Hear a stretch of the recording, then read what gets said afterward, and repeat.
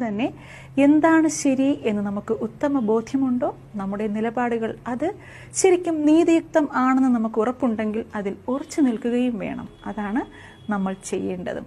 നമ്മുടെ പ്രവൃത്തി കൊണ്ട് മറ്റൊരാൾക്കോ മറ്റു ജീവികൾക്കോ ഉപദ്രവമോ നഷ്ടമോ ഉണ്ടാവില്ല എങ്കിൽ പിന്നെ കുറ്റപ്പെടുത്തലുകളെ നമ്മൾ ആരും തന്നെ ഭയക്കേണ്ട കാര്യവുമില്ല.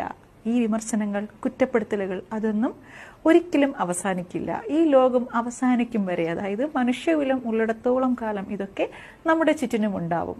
ചുറ്റും നിന്ന് വിമർശനങ്ങളും കുറ്റപ്പെടുത്തലുകളും ഉണ്ടാവുമ്പോൾ പല മനുഷ്യരും അവരുടെ ലക്ഷ്യത്തിൽ നിന്ന്, അവരുടെ സ്വപ്നങ്ങളിൽ നിന്നൊക്കെ പിന്തിരിയുകയും ചെയ്യും. അങ്ങനെ അവരുടെ മനസ്സിന് ഇഷ്ടമായ രീതിയിൽ ഒന്നും ആവാതെ മൺമറഞ്ഞു പോവുകയും ചെയ്യും.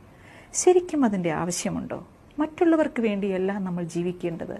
ഈ പറഞ്ഞത് നമ്മൾ എന്ത് ചെയ്താലും അതിൽ കുറ്റം കണ്ടുപിടിക്കുന്ന കുറച്ച് ആൾക്കാർ കാണുമല്ലോ, അവർക്ക് സന്തോഷം കൊടുക്കാൻ വേണ്ടിയല്ല നമ്മൾ ജീവിക്കേണ്ടത് എന്നാണ്. മറിച്ച് നമ്മൾ ലൈഫിൽ സക്സസ് ആയി കാണാൻ ആഗ്രഹിക്കുന്ന ഒരുപാട് ബ്യൂട്ടിഫുൾ സോൾസ് നമ്മുടെ ചുറ്റിലുമൊക്കെ ഉണ്ട്. അവരുടെ വാക്കുകൾ നമുക്ക് സക്സസ് കൊണ്ടുവരും എന്ന് നമുക്ക് ഒരു ഇൻഡ്യൂഷൻ ഉണ്ടായാൽ, അതായത് നമ്മുടെ മനസ്സിലൊരു തോന്നലുണ്ടായാൽ തീർച്ചയായും നമ്മുടെയൊക്കെ വെൽ വിഷേഴ്സായ അവരുടെ വാക്കുകൾ നമ്മൾ കേൾക്കുകയും വേണം.